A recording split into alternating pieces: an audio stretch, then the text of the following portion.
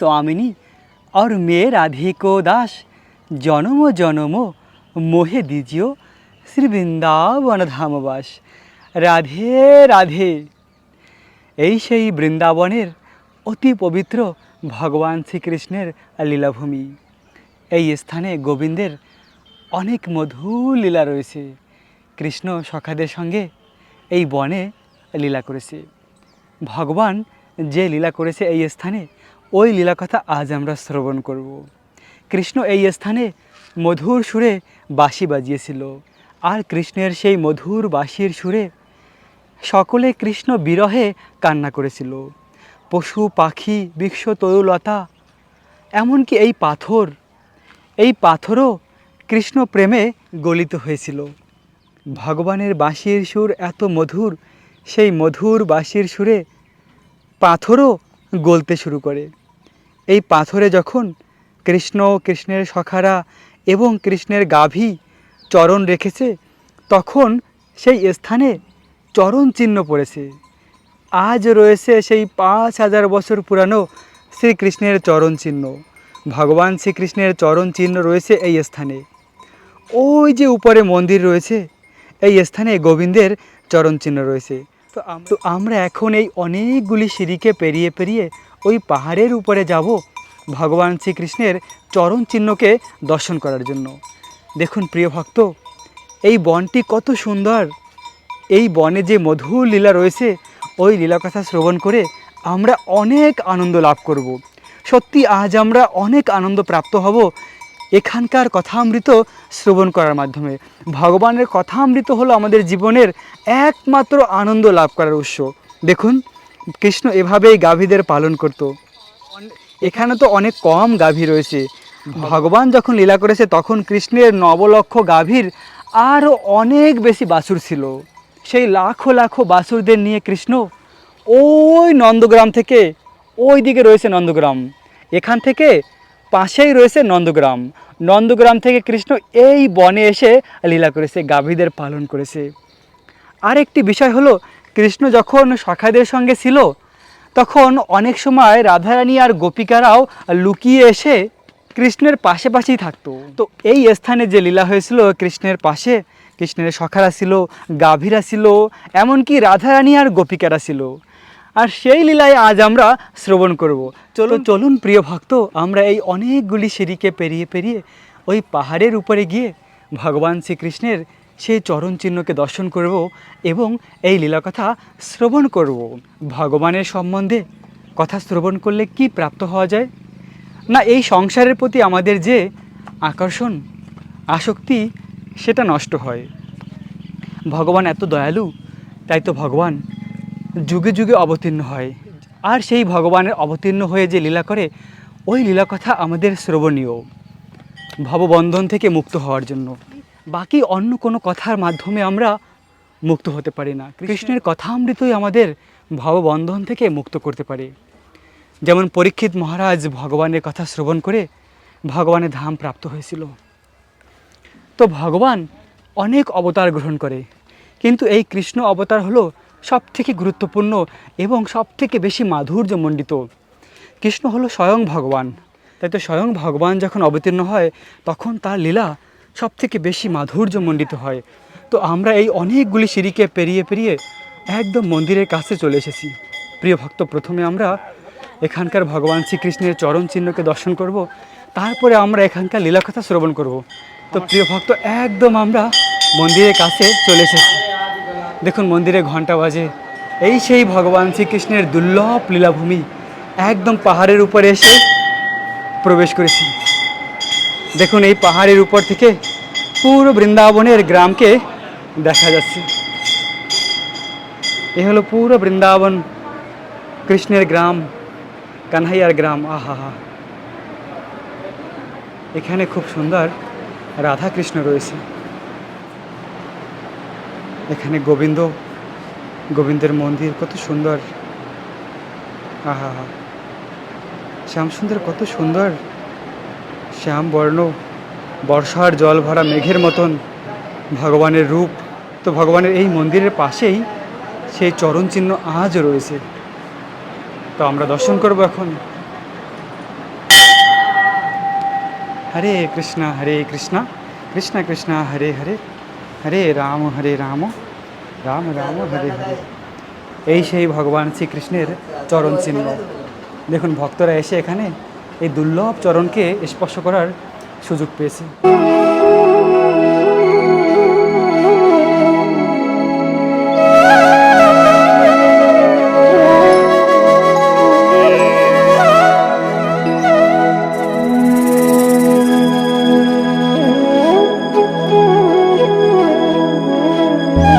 এখান থেকে আমরা এই পাহাড়ের ওই দিকে যাব।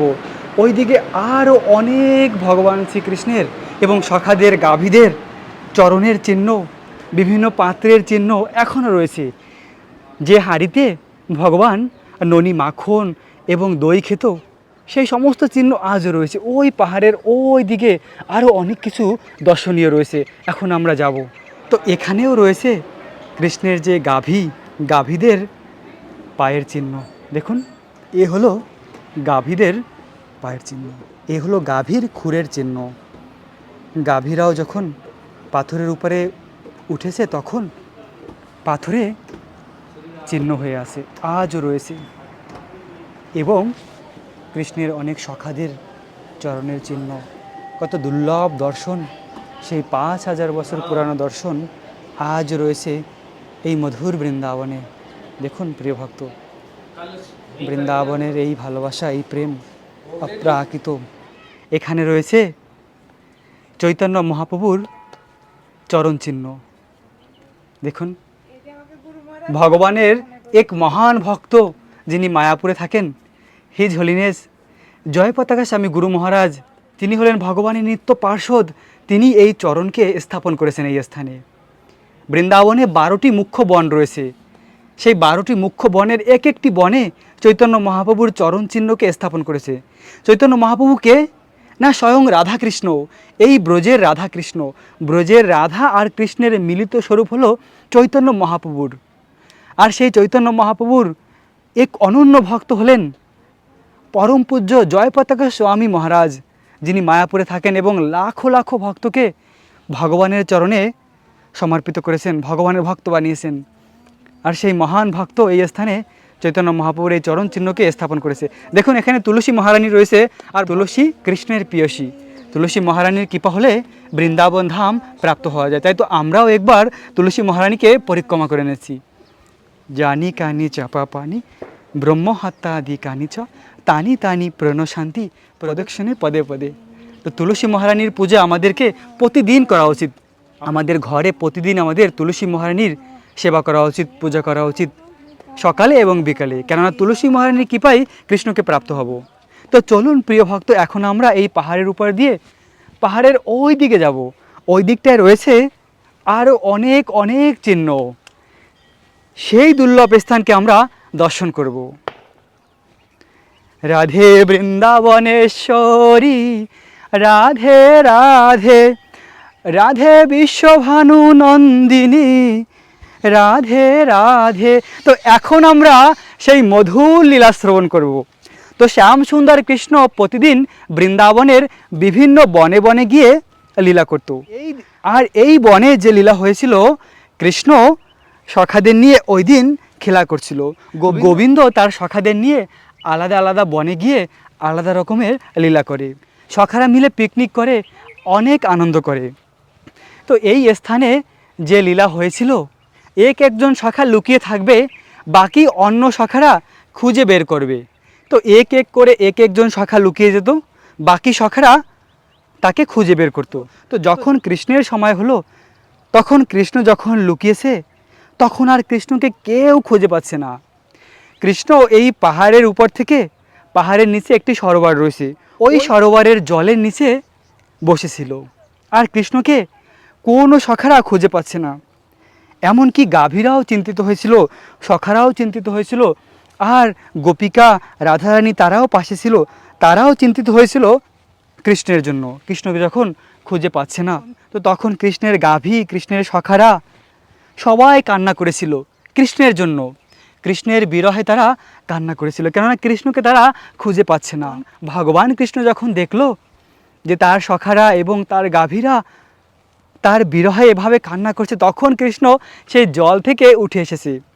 আর কৃষ্ণ সখাদেরকে এবং রাধারানীকে গোপিকাদের আনন্দ দান করার জন্য এই পাহাড়ের উপরে উঠে কৃষ্ণ বাঁশি বাজিয়েছিল। এই স্থানে যে বাঁশি বাজিয়েছিল মধুর সুরে, এতটা মধুর সুরে বাঁশি বাজিয়েছিল যে সেই বাঁশির সুর শুনে এই পাথরও গলতে শুরু করেছিল। এত প্রেম ভগবানের বাঁশির সুরে। স্বাভাবিকভাবেই আমরা যখন কৃষ্ণের বাঁশির সুর শুনি কত আনন্দিত হই। আর এই বাঁশির সুর এই জগতের কোনো ভক্তের, কিন্তু স্বয়ং ভগবান কৃষ্ণ যিনি হলেন সমস্ত গুণের আধার, এই জগতের যা কিছু গুণ রয়েছে, যার যা কিছু গুণ রয়েছে সব কিছু কৃষ্ণ থেকে এসেছে। আর সেই কৃষ্ণ ভগবান পরম পুরুষোত্তম, তিনি যদি বাঁশি বাজায় আর সেই বাঁশির সুর কতটা মধুর ভেবে দেখুন। তো ভগবান এভাবে তার বাঁশির সুরের মাধ্যমে এই স্থানে সকলকে কৃষ্ণ প্রেমে পুলকিত করেছিল। সকলে সেই বাঁশির সুরে কৃষ্ণ প্রেম আর ধরে রাখতে পারেনি। সখারা তো গোবিন্দ গোবিন্দ বলে গোবিন্দের আশেপাশে নৃত্য করেছিল, আর গোপিকারাও আনন্দ পেয়েছিল, আর এই পাথরও গলতে শুরু করেছিল সেই বাঁশির সুরেতে। আজও সেই চরণ পাহাড়ি রয়েছে, সেই পাথরগুলি রয়েছে, যে পাথরে গোবিন্দের চরণ চিহ্ন রয়েছে। আমরা যে দর্শন করেছি অলরেডি এবং এর পরেও দর্শন করব। দেখুন প্রিয় ভক্ত, এই পাহাড় হয়ে হয়ে ওই যে আগেই রয়েছে আরও অনেক চরণের চিহ্ন, তো আমরা ওগুলোকেও দর্শন করব। তো ভগবান শ্রীকৃষ্ণের এই বৃন্দাবনের লীলা সব থেকে শ্রেষ্ঠ কেন? ভগবানের বাকি অনেক লীলা রয়েছে। শুকদেব গোস্বামী সেই কথাই ভাগবতমে বর্ণনা করেছেন। ভগবানের অনেক অবতারের কথা বর্ণনা করার পরে তিনি বলেছেন, এতে চংশ কলা পুংস কৃষ্ণ স্তুত ভগবান স্বয়ং। বলেছেন তিনি যে এই যত অবতারের কথা বলেছি তার মধ্যে কৃষ্ণ হলেন স্বয়ং ভগবান। কৃষ্ণ হলেন স্বয়ং ভগবান। আর সেই গোবিন্দ যখন লীলা করে তার লীলা সব থেকে বেশি মধুর হয়। আর এই বৃন্দাবন ধাম সব থেকে মাধুর্যমণ্ডিত। ভগবানের বাকি অবতার বিষ্ণু, বরাহ, রাম, নরসিংহদেব যারা রয়েছে তাদের সঙ্গে ভগবানের এই বৃন্দাবনের মতন লীলা কারোর সঙ্গে হয় না। বৃন্দাবনে ভগবান সখাদের সঙ্গে এক হয়ে লীলা করে। সখারা বলে, কৃষ্ণ তুমি কোন বড়লোক, তুমি আমি সমান। সখারা জানেই না যে কৃষ্ণ ভগবান, কেননা কৃষ্ণের এই বৃন্দাবনের সখারা এবং কৃষ্ণের গোপিকারা ব্রজবাসীরা এতই উন্নত, এত মহান ভক্ত যে তাদের ভালোবাসা এত বিশুদ্ধ যে ভগবান তাদের সঙ্গে নিজেদের মতন লীলা করে, যে নিজের হয়ে যায় একদম। সখাদের সঙ্গে নিজের সখা হয়ে যায়, গোপিকাদের সঙ্গে প্রাণনাথ হয়ে যায়। মা যশোদা, নন্দ মহারাজ, তাদের কাছে কৃষ্ণ সন্তান। মা যশোদা কখনো কৃষ্ণকে ভগবান ভাবে না, কখনো মনে করে না। মা যশোদা কৃষ্ণকে নিজের সন্তান, নিজের লালা বলে এভাবে বাৎসল্য প্রেমে কৃষ্ণের সেবা করেছে। প্রিয় ভক্ত, সেই মধুর ধাম বৃন্দাবনে এসে আমরা পৌঁছেছি চরণ পাহাড়ি। এখন আমরা সেই দুর্লভ স্থানে এসেছি। কিছু ভক্ত দেখুন এখানে দর্শন করছে এবং কিছু বোঝাচ্ছেও। দেখুন এই সেই চরণের চিহ্নের স্থানে চলে এসেছি। ये देखो गाय की बछिया की खुरी है, देखो देख लो ये भगवान का क्रीड़ा स्थली है। देखो ये कृष्ण बलराम कटोरे बने हैं बड़े बड़े। আচ্ছা কটরি, প্রিয় ভক্ত এ হলো ভগবান যে স্থানে পাত্র রেখেছিল, দধি মাখন যে ঘর থেকে নিয়ে আসতো সেই পাত্র রেখেছিল সেই স্থান। আর এখানে দেখো 56 কাটরি, মানে অনেক বেশি। 56 कटोरे हैं। দেখুন পুরা সখাদের, बंसी बना है, 2 अक्षर में कृष्ण ठाकुर नाम लिखा है। পুরা সখাদের এই চিহ্ন। यहाँ पर देखो बंसी बना है, 2 अक्षर में कृष्ण ठाकुर नाम लिखा है। नीचे पाई कृष्ण हो गया, देखो ठ लिखा हुआ है, आगे मात्रा है। तो कृष्ण ठाकुर 2 अक्षरों में पूरा शॉर्टकट नाम बना। देखो ये बंसी बना हुआ है, देख रहे हो ना। ये हिंदी वर्णमाला का पहला अक्षर देखो क बन गया हिंदी का, देख लो। ये देखो बन गया सीधे, देखो क अक्षर। फिर नीचे पाई एक कृष्ण हो गया, देखो ठ लिखा हुआ है, आगे मात्रा है तो ठा बन गया। तो कृष्ण ठाकुर 2 अक्षरों में पूरा शॉर्टकट नाम हो गया। ये देखो बंसी बना हुआ है। यहाँ देखो लाठी के निशान है, जहाँ खड़े हो देखो लाठी के निशान। और यहाँ पे তো আজ এখানে অনেক ভক্তরা এসেছে। দেখুন অনেক ভক্তরা এখানে দর্শন করছে, তো আমিও দর্শন করে নিলাম। আর এখানে এক মহারাজজি থাকে, এক বাবাজি থাকে, এই কুটিরে তিনি থাকেন, এখানে কুটির বানিয়ে তিনি থাকেন। তো সত্যি অনেক আনন্দ আজ প্রাপ্ত হলো এই স্থানে এসে। দেখুন এই যে অরণ্য, আহা দেখলেই মন আনন্দে ভরে যায়। এখানে একটি পাথর রয়েছে, যে পাথরের উপরে উঠে কৃষ্ণ আর কৃষ্ণের সখারা পাথরের উপর থেকে নিচে নেমে আসতো। তাই তো এই স্থানের নাম পিচ্ছিল্লি শিলা। খুব আনন্দ করতো সখারা মিলে। সেই দুর্লভ স্থানে এসে পৌঁছেছি। এখন দেখুন ভক্তরা কত সুন্দর এখানে আনন্দ করছে। ভগবান শ্রীকৃষ্ণ ঠিক এমনটি সখাদের নিয়ে করতো। দেখুন এইভাবে সখাদের নিয়ে উপর থেকে নিচে নেমে আসতো। ঠিক এমনটি কৃষ্ণ ছিল, ছোট রাখাল বালক। বাহ, কত সুন্দর মধুর এই লীলাভূমি। দেখুন ভক্তরা কত আনন্দ করছে এখানে। হ্যাঁ, আহা হা, চলুন আমরা একটু উপরে গিয়ে দেখি। এই দেখুন, এই সেই স্থান। আহা হা, তো দেখুন এখন ভক্তরা উপর থেকে নিচে যাবে, তো সেই ভিডিও আমরা এখন দর্শন করব। বাহ, আসলে ছোট্ট বাচ্চাদের কত আনন্দ, তাদের হৃদয় নির্মল। আর এভাবেই কৃষ্ণ আর কৃষ্ণের সখারা অপ্রাকৃত এই আনন্দ করতো। আশেপাশে পাহাড় রয়েছে, দেখুন পাহাড় কতটা, এই উঁচু পাহাড়, চারদিকে কত সুন্দর এই স্থান। দেখুন প্রিয় ভক্ত, এই অনেক পাহাড়ের উপরে ভৌমাসুর গুহায় এসে পৌঁছেছি। ভেবে দেখুন ভগবান শ্রীকৃষ্ণের লীলাস্থল, সেই 5000 বছর পুরানো কৃষ্ণ এই স্থানে এই লীলা করেছে। দেখুন কতটা উপরে, তো এত পাহাড়ের উপরে রয়েছে এই ভৌমাসুর গুহা। ভৌমাসুরকে ভগবান বধ করেছিল এই স্থানে, আর সেই গুহায় এসেছি।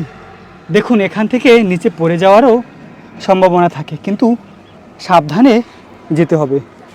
তো আমরা এসে পৌঁছেছি এই ভৌমাসুর গুহা। ও হো হো, দেখুন এই পাহাড়ের মাঝে গুহা।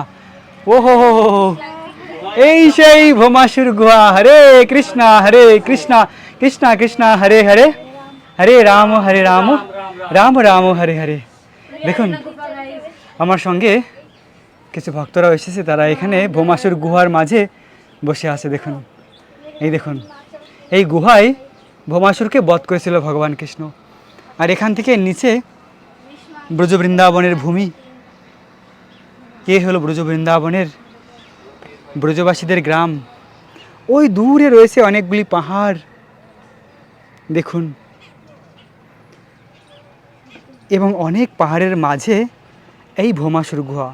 ওই নিচ থেকে আমরা উঠে এসেছি এই সিঁড়িকে পেরিয়ে পেরিয়ে, অনেকগুলি সিঁড়িকে পেরিয়ে পেরিয়ে এই ভৌমাসুর গুহা। তো এখন আমরা গুহার মধ্যে প্রবেশ করব। দেখুন এই যে গুহার মধ্যে প্রবেশ করেছি। ও কৃষ্ণা গোবিন্দ, এই দেখুন এই হলো ভৌমাসুর গুহা। এই যে প্রবেশ করেছি গুহার মধ্যে। রাধে রাধে রাধে রাধে। দেখুন সেই 5000 বছর পুরানো গুহাটি আজও রয়েছে বৃন্দাবনে। কত দুর্লভ এই দর্শন, ভাবা যায় ভগবান এই স্থান লীলা করেছে, আর সেই চিহ্ন এখনো রয়েছে। বৃন্দাবনের এত দুর্লভ স্থান অনেকেই জানে না। তো আমরা ভগবানের কৃপায় এই স্থানে এসে পৌঁছেছি। দেখুন ওই হলো আরো ভিতরে, ওইদিকে আরো রয়েছে গুহা। ভগবান স্বয়ং প্রহ্লাদ মহারাজের জন্য প্রকাশিত হয়ে প্রহ্লাদ মহারাজকে রক্ষা করেছিল। ভগবান নিজে ভক্তকে রক্ষা করার জন্য তিনি প্রকট হয়েছিলেন। তেমনি আমাদের জীবনের শুরু থেকেই ভক্তি করতে হয়। আমরা যদি জীবনের শুরু থেকেই ভগবানের ভক্তি করি, তাহলে জীবনের শেষে ভগবানকে স্মরণ করা যায়। কেননা সব সময় ভগবানের কথা আমাদের মনে রাখা উচিত। ভগবান নিজে বলেছেন যে মৃত্যুর সময় যদি আমরা কৃষ্ণকে স্মরণ করতে পারি, তাহলে কৃষ্ণকে প্রাপ্ত হব। তাই ভগবানের এই শ্লোকটা আমাদের কণ্ঠের মালা করে রাখা উচিত। অন্তকালে চ মামেবম শরণ মুক্তা কলেবরম জ প্রয়াতি স মদভাবম জাতি নাস্তা সংশয়। মানে মৃত্যুর সময় যদি আমরা কৃষ্ণকে স্মরণ করতে পারি, তাহলে আমরা ভগবানকে প্রাপ্ত হব। সেজন্য জীবনের শুরু থেকেই ভগবানের ভক্তি করা। আর জীবন খুব দুর্লভ, এই দুর্লভ মনুষ্য জন্মে ভগবানকে লাভ করাই একমাত্র প্রাপ্তি। তাই তো প্রিয় ভক্ত, আজ আমরা এই ভৌমাসুর গুহাকে দর্শন করলাম, এবং এই পুরো চরণ পাহাড়ি ভৌমাসুর গুহা, পিচ্ছিল্লি শিলা, এই সুন্দর দুর্লভ স্থানকে দর্শন করে অনেক আনন্দ লাভ করেছি। প্রিয় ভক্ত, রাখবেন নিজেদের অনেক অনেক যত্ন, থাকবেন কৃষ্ণ ভাবনাময়। রাধে রাধে।